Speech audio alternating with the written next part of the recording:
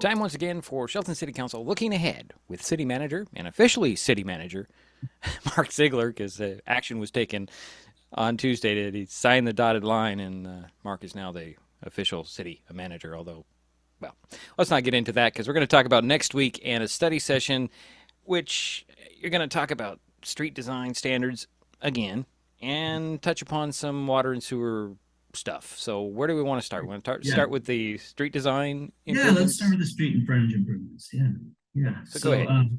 This will be the third study session on this topic, and the topic can be a little bit of a ball of wax, right? Because we are talking primarily about infill development, and not the type of development where you see somebody come in and build 100 houses on vacant property, right? That's a different process and permitting process. That's what you typically call a subdivision, right? If you had 100 acres in the city and you divided them up into individual lots and put all the streets and sewer and water and created the lots and then built them, that's a subdivision. We know what your requirements are. The developers know what the requirements are. It's where we have existing neighborhoods or existing platted lots that might not be developed. They might have been platted in the early 1900s. We have a lot of those in the city, especially on the south side of town.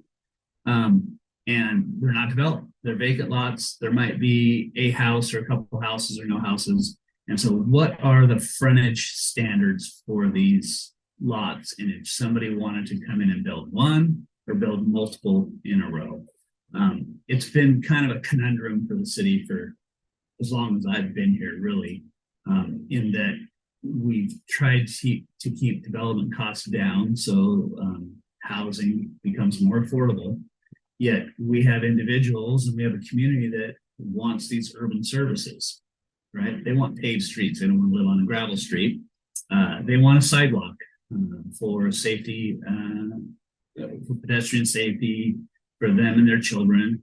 It establishes boundaries, the property lines. It directs stormwater and everything else that comes along with these urban improvements. So we're trying to find that happy medium, someplace that is clear and consistent for the development community and clear and consistent for our staff in administering these standards as well. Because over the years, changes have been made to our development standards or city code, and they have become a bit contrary to each other or not necessarily clear. So this is the ability to reconcile those and make sure that our staff can provide the distinct guidance and information to our development community and homeowners or home builders moving forward. You talked about pedestrians and sidewalks a little bit. You were mentioning before we started this interview about a plan that you're going to develop. You want to get into that a little bit? Yeah, so we're working on a critical pedestrian route map.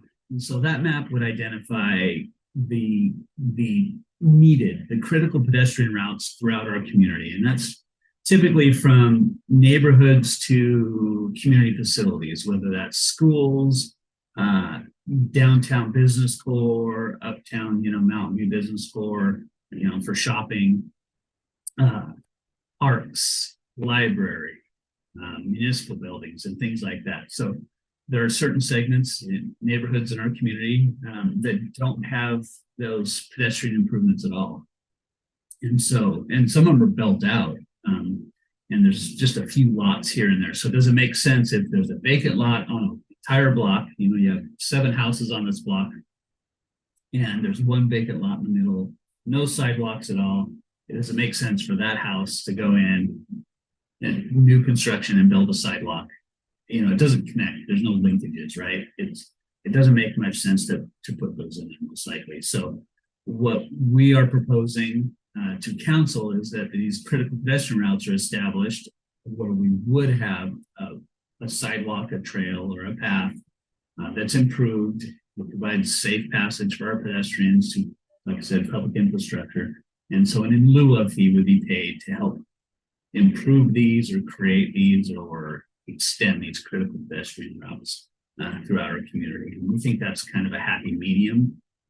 These routes would take place on maybe more highly trafficked roads where it's a little busier. You're less comfortable walking on the shoulder than you are in maybe our neighborhood residential zone. So there are collectors and arterials and things like that. So we think it's a happy medium. We believe we've got guidance from the council moving this direction. We're just kind of refining it for next week, so they can see it in a package prior to us going to a future council meeting for a public hearing.